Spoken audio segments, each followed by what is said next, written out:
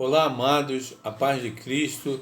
Eu sou o pastor Fausto, você está na página Crescendo para Edificar. Seja muito bem-vindo.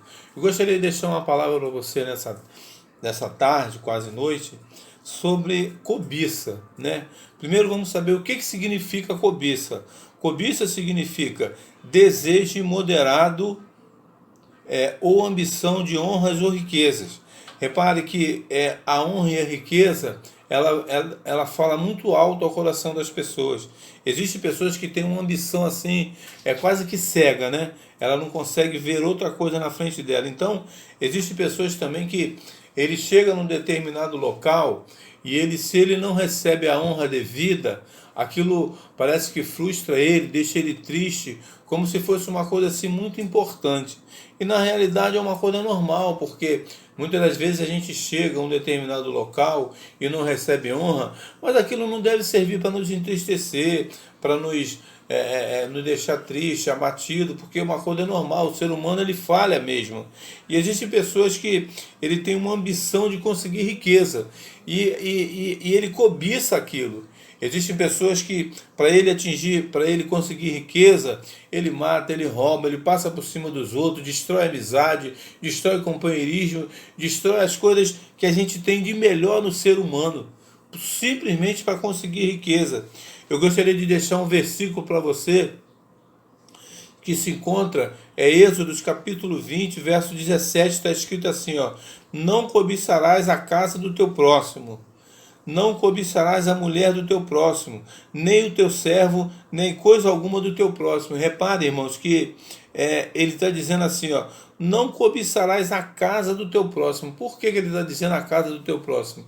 Porque a casa é um local que nós ficamos muito, né? E quantos não saem do trabalho, ou não saem da igreja, ou não tem um dia fadigado, não gosta de chegar na sua casa, ver a sua esposa, ver seus filhos, ver tudo ali certinho, tudo bonitinho.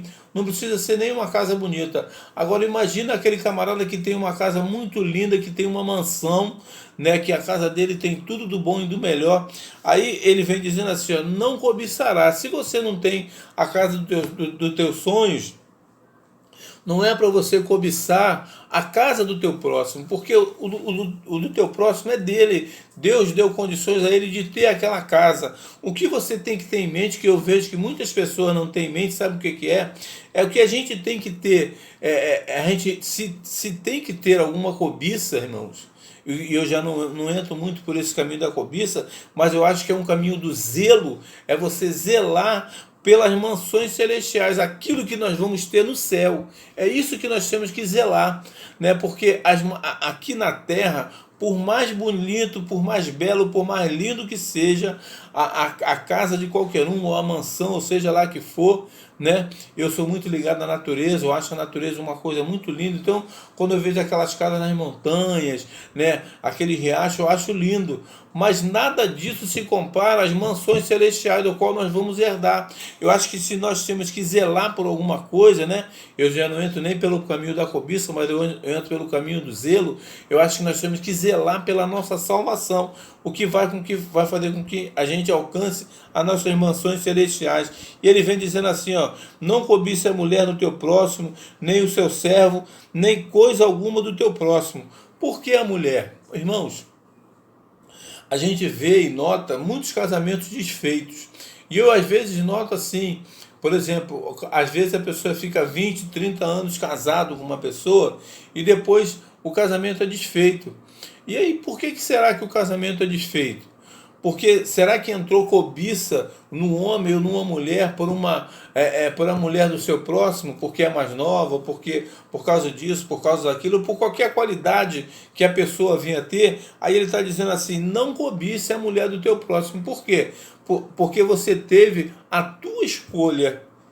E a tua escolha, ela vai dizer aonde você quer chegar. Por isso que a gente ensina o seguinte: antes de você casar, analisa bem com quem você vai casar, analisa bem com quem você vai passar o resto da sua vida, porque casamento, ele não é como as pessoas fazem hoje.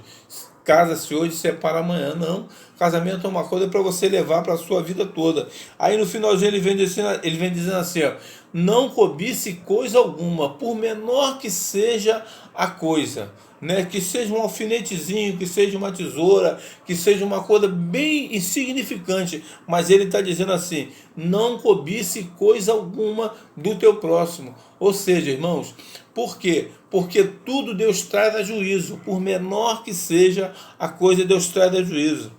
Josué capítulo 7, verso 21 está escrito assim, ó, quando vi entre os despojos uma boa capa babilônica e 200 ciclos de prata e uma cunha de ouro do peso de 50 ciclos, cobicei-os e tomei-os, e eis que estão escondidos na terra, no meio da minha tenda, e a prata debaixo dela. Repara que Deus deu uma ordem para que o povo, quando saísse daquela terra, Deus deu uma ordem assim, olha, não levem nada, não toquem nada, saiam com o que vocês estão no corpo. E repare que a única coisa que chamou a atenção dele, a prata e o ouro e uma boa capa babilônica. Por quê? Porque a capa babilônica também era uma coisa valiosa na época. Mas o que mais chamou a atenção de Acã foi a prata e o ouro. Repare que a cobiça, ela entra muito pela riqueza, né? A prata e o ouro significa o quê? Riqueza. E o que mais chamou a atenção de Acã foi quando ele olhou a prata e o ouro. Aí ele cobiçou aquilo. E a gente começa a entender uma coisa. A Bíblia, ela se fecha de uma maneira extraordinária, né? A Bíblia diz, mais lá na frente tem um versículo que eu não me recordo agora, que diz assim, eu me esqueci o versículo, mas ele vem, agora eu lembrei, ele vem dizendo que o dinheiro é a raiz de todos, aliás, o amor ao dinheiro é a raiz de todos os males. Então, quando você coloca o teu coração no dinheiro, né, aí ele vem dizendo o quê? Que o amor ao dinheiro é a raiz de todos os males. Então, o que mais chamou a atenção de Acã aqui foi o que aponta para o dinheiro, que é a prata e o ouro. E ele cobiçou, ele não teve, ele não conseguiu obedecer àquela ordem divina, aquela ordem que Deus deu, pegou a prata e o ouro e escondeu. Né?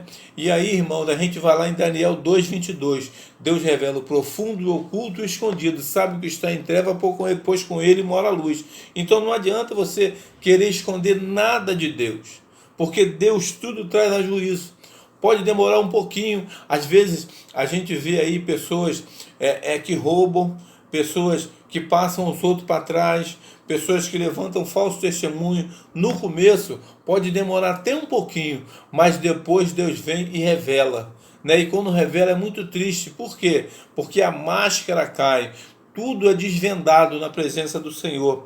E o último versículo que eu queria deixar para os irmãos está lá em Atos capítulo 20, verso 33, que diz assim: de ninguém cobicei a prata, nem o ouro, nem a veste. Reparem que o apóstolo Paulo ele vem dizendo assim, olha, eu trabalhei, né, com as minhas mãos para suprir a necessidade dos meus irmãos. Quando você olha todo o versículo, você vai entender isso. Todo o capítulo, aliás, o apóstolo Paulo ele vem dizendo que ele trabalhou arduamente com as suas mãos. Quem conhece a história do apóstolo Paulo sabe que ele trabalhava com as mãos, fazendo uma tenda preciosa, e ali ele vendia, ele conseguia se manter, e muitas das vezes ajudava os outros irmãos que estavam com ele.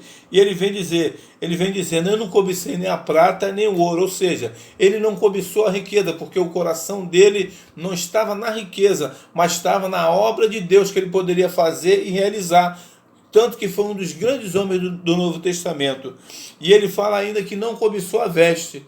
E uma coisa gloriosa, tem uma passagem que o apóstolo Paulo vem dizendo assim, olha, fala aí para Marcos trazer a minha capa para me poder passar o inverno. Então você vê que o coração do apóstolo não estava naquilo que ele poderia conseguir aqui na terra, mas estava nas mansões celestiais.